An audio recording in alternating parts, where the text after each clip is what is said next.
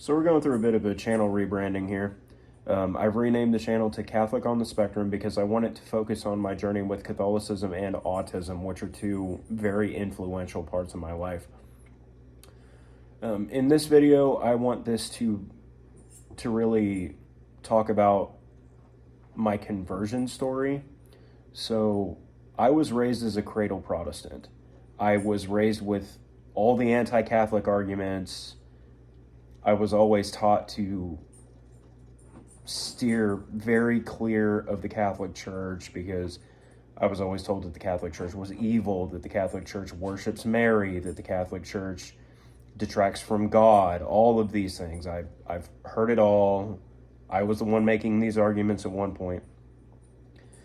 And so I went through over 30 years of this, of trying to get by in Protestant denominations, but every time I would go to church on the Protestant side, it always felt hollow to me, no matter how well-meaning, devout, charismatic the pastors were.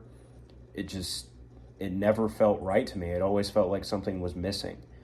And the Protestant services always felt like glorified Bible studies. No, don't get me wrong. There's nothing wrong with a Bible study, but I think church needs to be more. It needs to be more than just singing and Bible study. And I just couldn't find it on that side of things. And I always felt like something was just wrong. And eventually I fell out of church entirely, and I fell into the trap of thinking that I could just get by having a relationship with God without having church, which I know a lot of people, particularly non-denominational Protestants, fall into that a lot. And then whenever I would go to a new church, I didn't know what I was getting into. I didn't know if they would be teaching the correct things or if they would be teaching nonsense and heresies.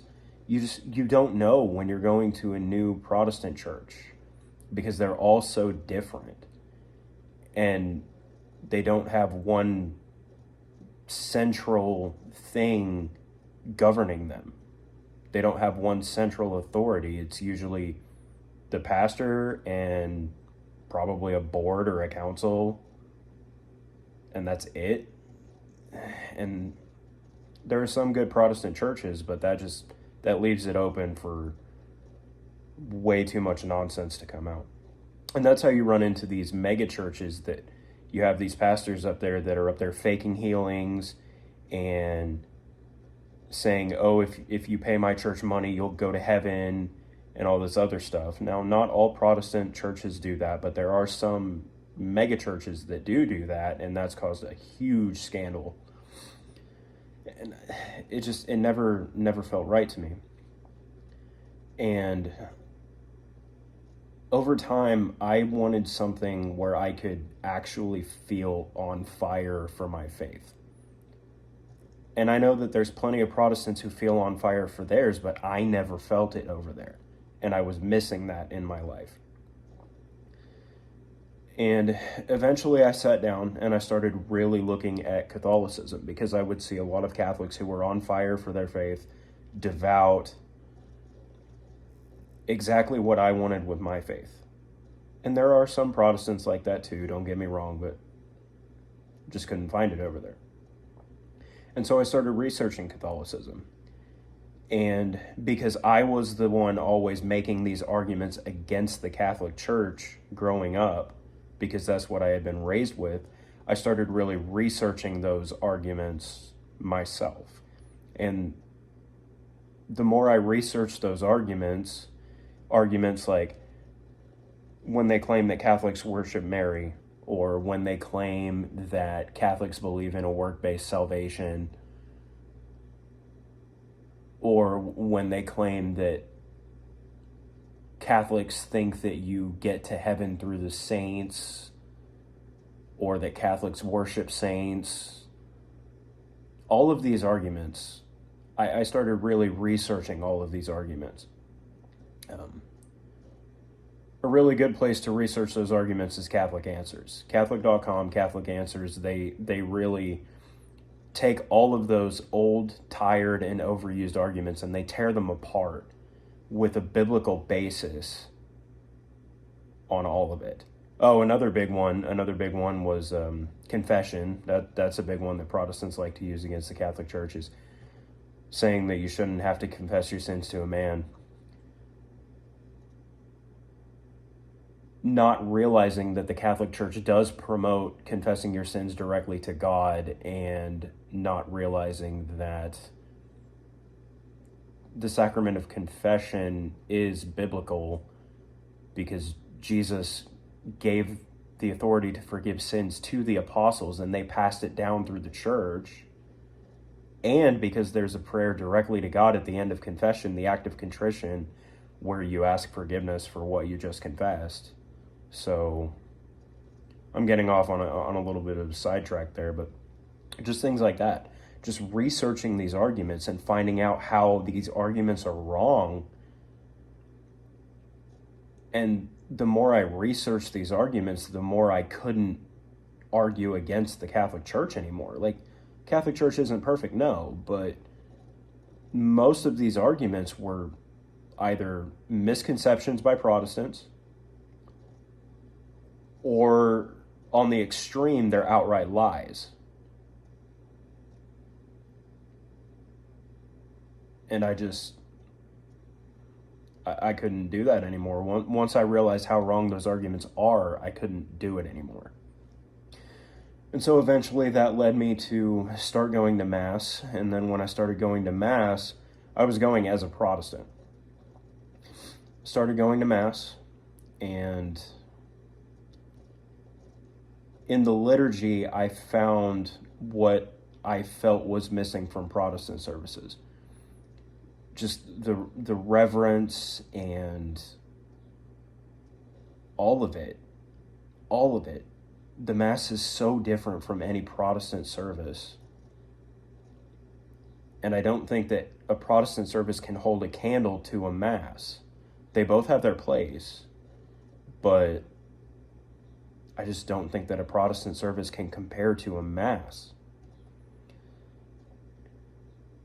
And I remember going into Mass with this misconception that, oh, well, the Catholic Church doesn't teach the Bible, doesn't read the Bible during Masses and all this.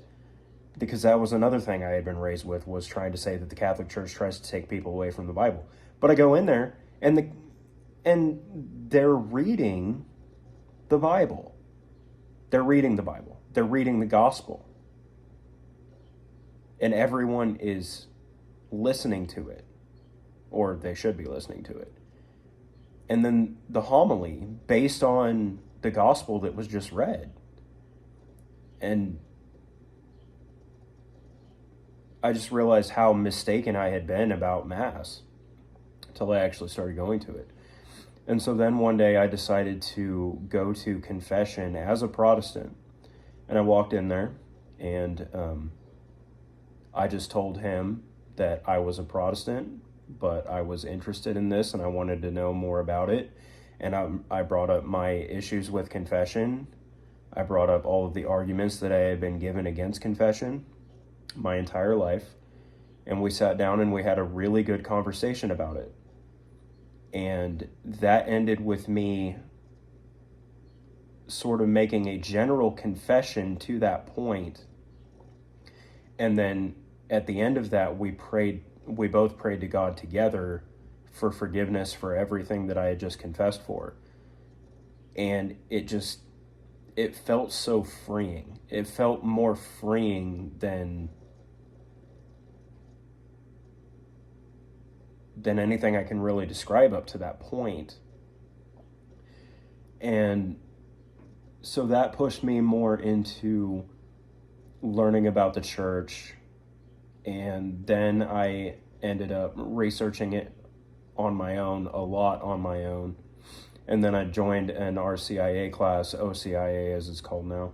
I joined that about halfway through. I was able to get in about halfway through because I had done so much research on my own. And that led to me getting confirmed. And since being confirmed, how do I want to say this? So before joining the Catholic Church, I was never on fire for my faith. I was always lukewarm. I tried to be on fire for it, and I'm not blaming God for this. I'm not. But I never found anything in the community or any setup of the churches or anything that really helped me become on fire for it. And ever since joining the Catholic Church, I found that fire. Being a Catholic has really become a central part of my life. I try to go to daily Mass if I can. I try to go to Latin Mass on Sundays. I believe that Latin Mass is one of the most reverent Masses you can go to. I love it. I'm not against the Novus Ordo. I'm not one of those. But I prefer the Latin Mass over the Novus Ordo. I think they both have their place. But just, I found that fire. I found a really good young adult group in my area where I've been going to events with, and I met a lot of really good friends who are on fire for their faith. The young adult group sets up liturgies, so we have masses that are just set up for us with a priest. And it's fantastic, and it's a fire that I never, ever felt as a Protestant, and I actually feel at home with the Catholic Church. And when I go to a new Catholic parish, because I like traveling, I like going to different parishes and seeing the churches. But when you go into a new Catholic church, you pretty much know what you're getting into. Because even though all churches are different on the Catholic side, they're still following the same thing. So it's different but the same at the same time. In the Protestant side, you didn't have that. You didn't know what, if you went to a new church, you didn't know what you were getting into at all. And that has led to me going to some pretty misguided churches on the Protestant side without even realizing how bad they were until I got there.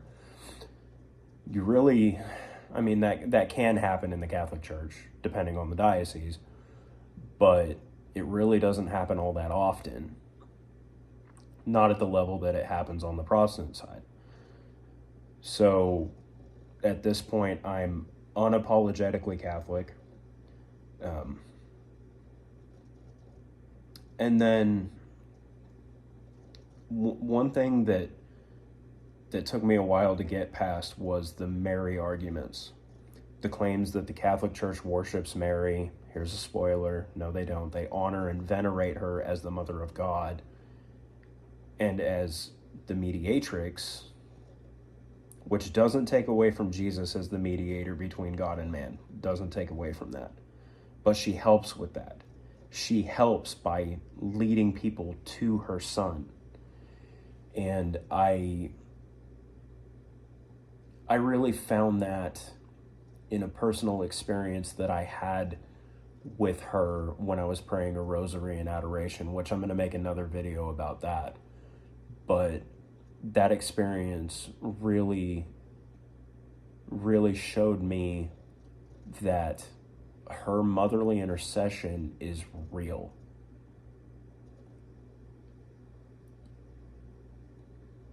And it always leads us to her Son. And then when Jesus was on the cross, when he said, "Behold your mother," he gave her to us as our spiritual mother. And there's so many people on the Protestant side who they don't experience that motherly intercession because they've always been taught that it somehow detracts from God. So yeah, that's my conversion story, and I'm not looking back at this point. And now I've become one of those. I was one of the ones arguing against the Catholic Church, and now I'm one of the ones defending the Catholic Church. I'm one of the ones who, when people want to come up with these old outdated arguments against the church because I've already been on their side of things and I know what the arguments are, and because I've converted and I've researched those arguments and found where they're wrong, I'm in a position where I can defend the church against those arguments. And I really enjoy that. So I found that fire for my faith that I never found on the Protestant side.